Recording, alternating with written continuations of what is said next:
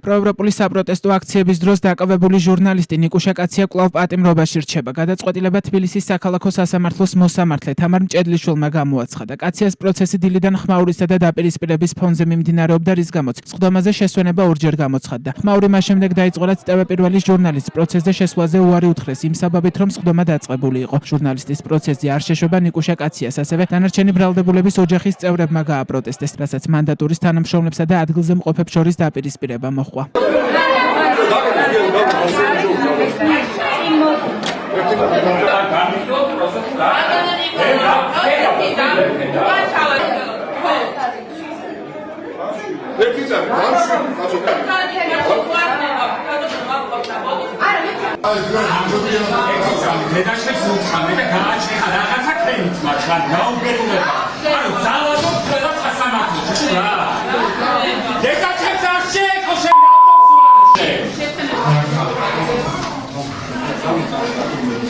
ეს თავქერები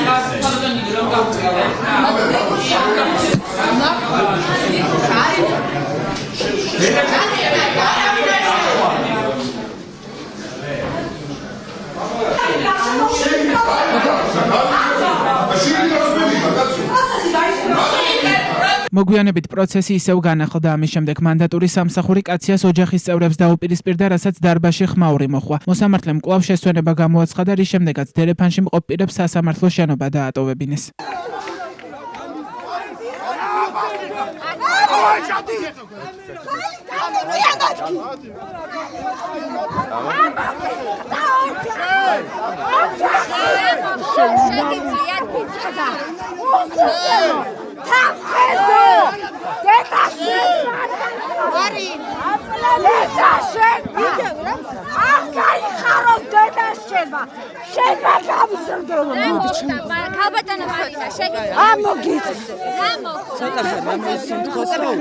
სასამართლო დარბაზი ძალის გამოყენებით დაატოვებინეს ნიკუშა კაციას ძმას ლაშა კაციას და დედას მარინე აფციაურსაც. დაპირისპირების დროს აფციაური შეუძლოდ გახდა.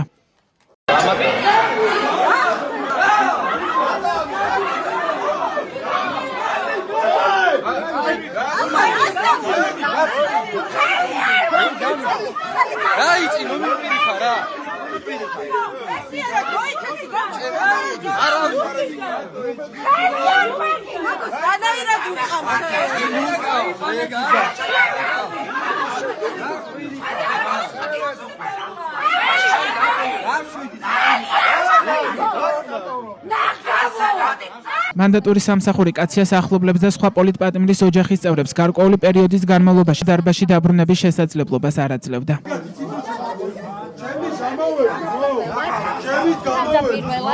ახმაური ტელეკომპანია პირველის ჟურნალისტი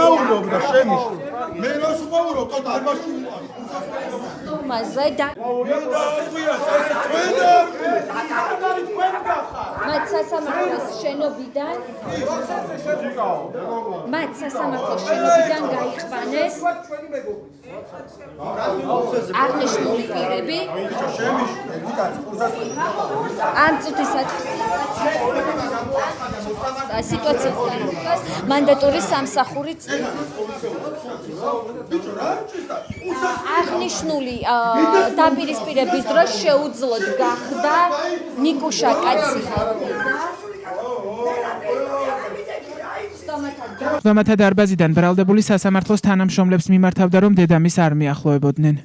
ესე იგი, ვიდრე გავაგრძელებ სხდომას, აუცილებლად უნდა ვთქვა, ადამიანებზე მოძალადეს არასდროს ეკნევა არც მანდატური, არც პოლიციელი, ქალ ჟურნალისტებზე, ქალ აქტივისტებზე მოძალადეს არასდროს ეკნევა კაცი და გახსოვდეთ, რომ სოლიდარობა ყოველთვის ეკნევა იმ ადამიანებს, რომლებიც სამართლიანობისთვის იბრძვიან, განსაკუთრებით ქალებს და არ გაბედოს არავინ და ქალზე ხელი არ აწიოს და არც აუწიოს ტონს. და ეს აბსურდი რაც არის, ერთხელ და სამუდამო დამთავრდება და თქვენს ისევე შეგწყვეტათ, როგორც იმ მოძალადეებს, რომლებიც ჩემ თვალწინ სარკმლიდან თუ რაც ქვია იმას თან დავხედავდი, როგორც ძალადობდნენ. მადლობა.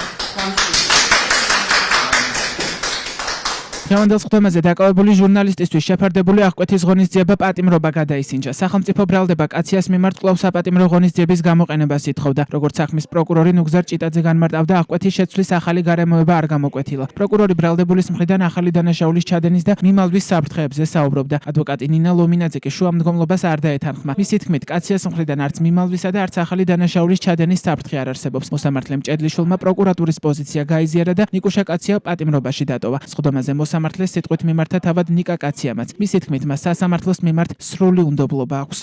ჩემი ოცნება იყოს ისეთი სამართლიანი გარემო, რომ პატივისცემა კი არა, პატივისცემის ზედაზღვარი სიტყვა რომელიც გამოხატავს, ისეთი პატივისცემა მქონდეს და რომელიც სასამართლოს მიმართ უნდა მქონდეს.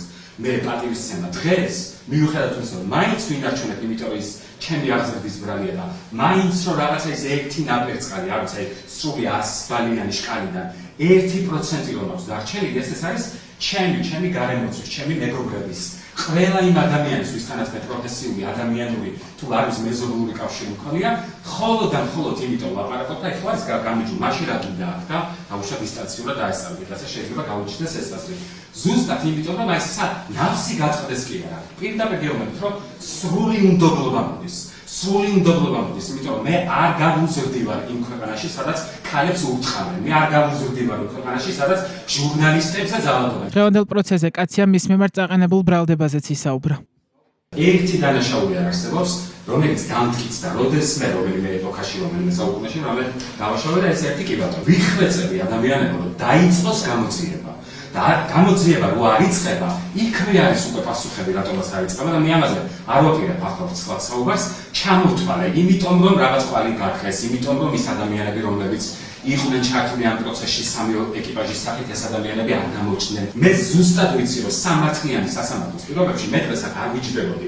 იმიტომ კი არა, რომ ჩიტივით მინდა თავისუფლება, არა, იმიტომ რომ უბრალოდ არაფერი არ დამიშავებია, გვაქვს ერთი შეხედვით ვითომ ინსტიტუციები და მე რომ ვამბობ, რომ დე-ფაქტო მინისტრი, დე-ფაქტო პრემიერი, დე-ფაქტო ინსტიტუცია მე ბრაზდებით და ვერ ხვდები, აი განმეორებით დანაშაულის ჩადენის საფრთხე კი არა, ვიხვეწებოდი, მათ შორის ნარკოლოგიურ შემოწმებას და არ გამეზარება არასდროს და გავიმეორებ ამას. მათ შორის გვაქვს მიღებული უარი აი ამ იმაზე, რომ ჩატარებია ეს ექსპერტიზა და მათ შორის ყველაზე ვრცელოვადიანი, ანუ აბსოლუტურად ყველაფერზე თუ კი რაიმე პროცედურულად უნდა ჩატარებულიყო და თანმიმდევრული ყოფილიყო, ყველაფერში არის ხელშეშლა. ჟურნალისტი ნიკა კაცია 7 დეკემბერს დააკავეს. ივანიშვილის პროკურატურა კაციას სისხლის სამართლის კოდექსის 260 მუხლის მე-6 ნაწილს ედავება, რაც დიდი ოდენობით ნარკოტიკული საშუალების უკანონო შეძენას შენახვას გულისხმობს. დანაშაული 8-დან 20 წლამდე ან უვადო თავისუფლების აღკვეთას ითვალისწინებს. ის წარდგენილ ბრალდებას არ აღიარებს და დაკავებას მიმდინარე საპროტესტო აქციებზე მის აქტიურ მონაწილეობას უკავშირებს.